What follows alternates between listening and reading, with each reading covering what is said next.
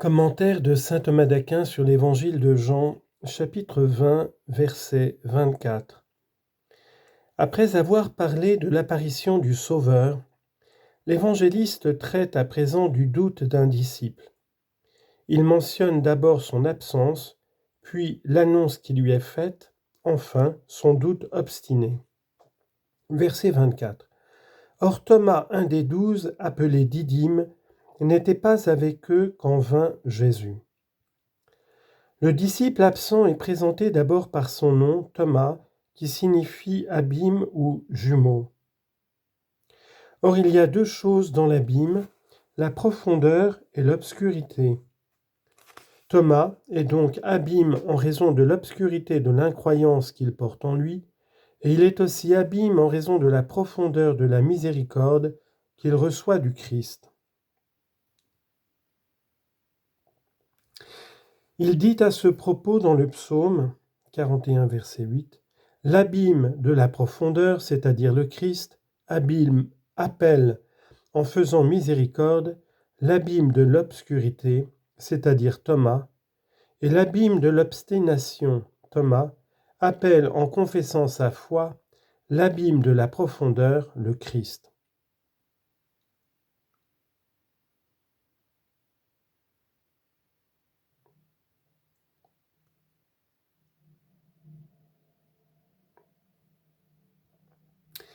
On lit en note, Thomas est de forme araméenne et signifie jumeau, mais en hébreu, tehom a le sens d'abîme. Fin de note. Le disciple est ensuite décrit par sa dignité, un des 12, c'est-à-dire des 12 apôtres, non qu'alors ils aient été 12, puisque Judas avait déjà péri, mais parce qu'il avait été choisi pour cette dignité que Dieu avait scellé du nombre 12. Citation. Il en choisit 12 qu'il appela apôtres. Luc 6, 13. Et le Seigneur a toujours voulu que ce nombre demeurât intègre. Enfin, par la signification de son nom appelé Didyme. Thomas, en effet, est un nom syrien ou hébraïque qui a deux significations, jumeau et abîme. Jumeau, geminus en latin, se dit didymus en grec, et donc parce que Jean écrivit son évangile en grec, il a écrit Didyme. Et Thomas est appelé jumeau parce qu'il fut peut-être de la tribu de Benjamin, dans laquelle certains, voire même tous, étaient appelés jumeaux. Ou bien cela peut se référer à son doute, car celui qui est certain se tient ferme d'un côté, mais celui qui doute choisit un côté en ayant peur de l'autre. Ce Thomas donc n'était pas avec eux quand Jésus vint. En effet, il revint plus tard que les autres qui étaient dispersés durant le jour, et il perdit ainsi la consolation de la vision du Seigneur, la bonne parole de la paix et le souffle de l'Esprit Saint. Nous apprenons par là que nous ne devons pas nous séparer de la communauté.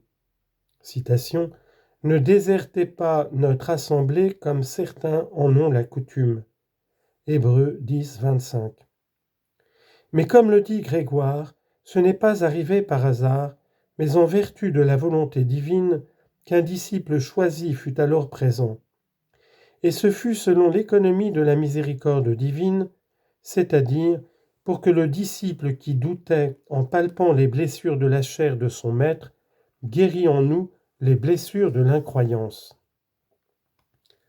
En cela apparaissent donc les signes les plus éclatants de la très grande miséricorde de Dieu.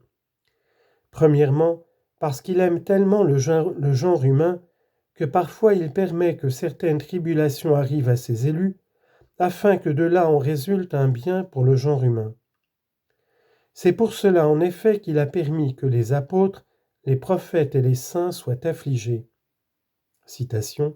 « C'est pourquoi je les ai frappés par mes prophètes, je les ai tués par les paroles de ma bouche. » Osée chapitre 6 verset 5. Et encore, « Si nous sommes dans la tribulation, c'est pour votre encouragement et votre salut.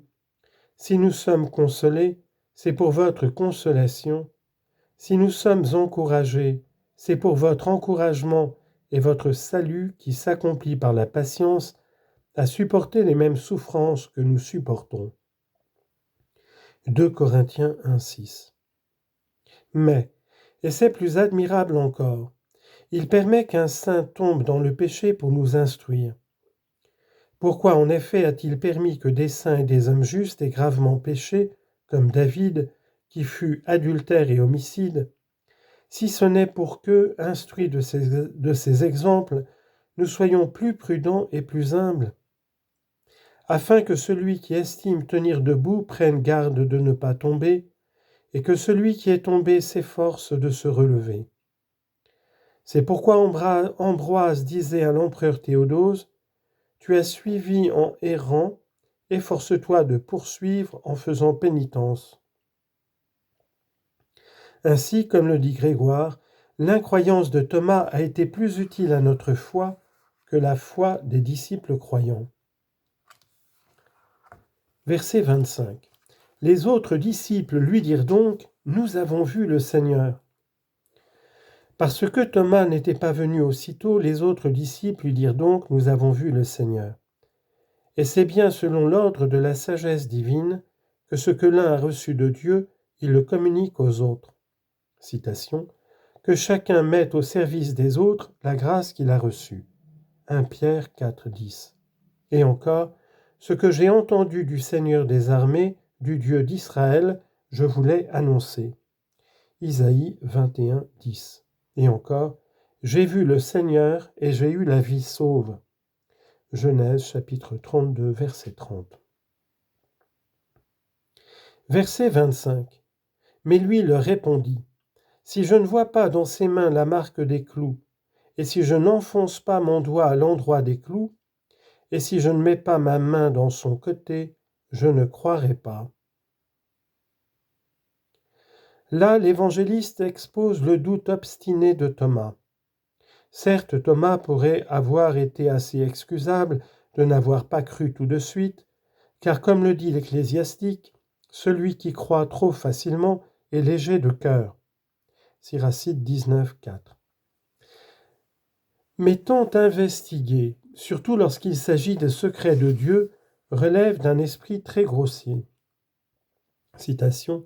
De même que celui qui mange beaucoup de miel ne s'emporte pas bien, ainsi celui qui scrute la majesté sera écrasé par la gloire. Proverbe chapitre 25, verset 27. Et encore, ne recherche pas ce qui est plus élevé que toi, et ne scrute pas ce qui est plus fort que toi, mais médite toujours ce que Dieu a prescrit, et ne sois pas curieux au sujet de ses œuvres. Siracide 3, 22. Au sujet de Thomas, il fut considéré qu'il fut résistant dans sa foi et irréfléchi dans sa demande. Résistant certes, car il n'a voulu croire que grâce à une preuve sensible, et pas seulement d'un seul sens, mais de deux, la vue, car si je ne vois pas dans ses mains la marque des clous, et le toucher, et si je ne mets pas ma main dans son côté, je ne croirai pas. Et il manque vraiment de réflexion, car il demandait à voir les blessures pour confirmer sa foi, alors qu'il voyait plus, à savoir le relèvement de tout l'homme ressuscité.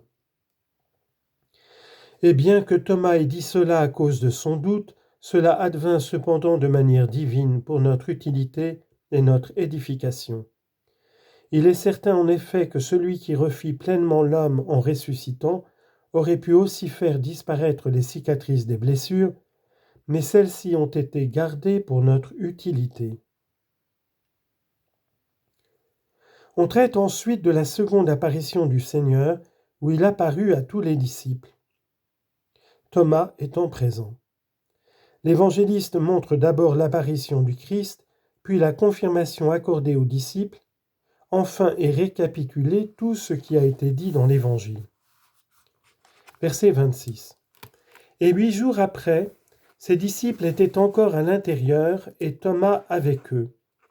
Jésus vint, les portes étant closes, et il se tint au milieu d'eux et leur dit « Paix à vous ».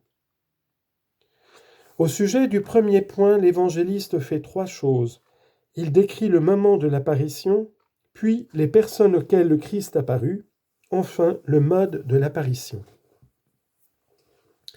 Il indique d'abord le moment, 8 jours après, c'est-à-dire après le jour de la résurrection du Seigneur, où eut lieu le soir la première apparition.